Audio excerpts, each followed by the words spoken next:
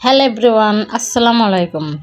Data দিয়ে ট্যাংরা মাছ রান্না করব। প্রথমে লবণ আর হলুদ দিয়ে আমি ভালোভাবে মাখাই নেব। এই তো যেমন মাখানো হয়ে গেছে। এই যে এখন আমি চুলাটা অন করে দেব। চুলাটা অন করে দিছি। এই যে এখন আমি মাছটা ভাজা নেব।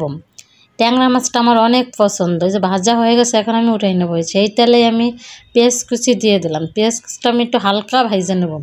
আর এইখানে পেঁয়াজ রসুন আদা বাটা আছে 2 চামচ দিয়ে দিলাম। আর এইখানে যত গুঁড়ো মশলা আছে গুঁড়ো মশলাটা আমি দিয়ে এখন ভালোভাবে মশলাটা কষাই নেব। এই যে আমার মশলাটা কষানো হয়ে গেছে। আর এই যে ডাটাটা কিন্তু আমি আগের থেকে একটু ভাপ দিয়ে নিয়েছিলাম, যাতে ডাটার থেকে একটা গন্ধ বেরোয়, গন্ধটা যাতে না থাকে। আর এই যে আলুটা আমি 2টা আলু 4 ভাগ করে কেটে নিয়েছি। আলু দিলে অনেক ভালো হয়, তরকারিতে মজা হয়। এই যে আমার আলু আর ডাটা দিয়ে কষানো হয়ে গেছে, এখন পরিমাণ মতন পানি দিয়ে ঢাইকে দেব।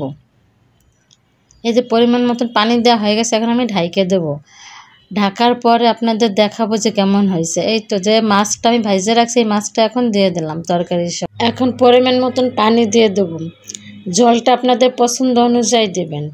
এই যে আমি জলটা দিয়ে দিচ্ছি। এখন আমি 2টা টমেটো 4 ভাগ করে কেটে নিচ্ছি, উপর দিয়ে টমেটোটা দিয়ে দিলাম। আর একটু ধনিয়া কুচি পাতাও এটাও দিয়ে দিলাম। এটা এটা তো সবাই জানেন যে ধনিয়ার পাতা দিলে ভালো একটা ঘ্রাণ হয়, খেতে অনেক মজা লাগে।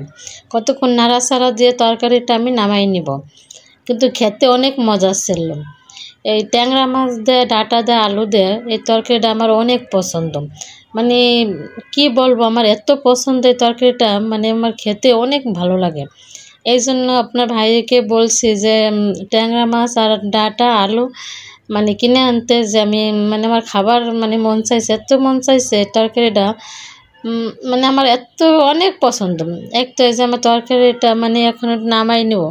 নামানোর আগে উপর দিয়ে একটু কাঁচামরিচ ছড়াই দিছি। এই যে আমার তরকারি ফাইনাল লুকটা কেমন হয়েছে কমেন্টে জানাবেন। তাহলে এখানে বিদায় নিচ্ছি। আল্লাহ হাফেজ।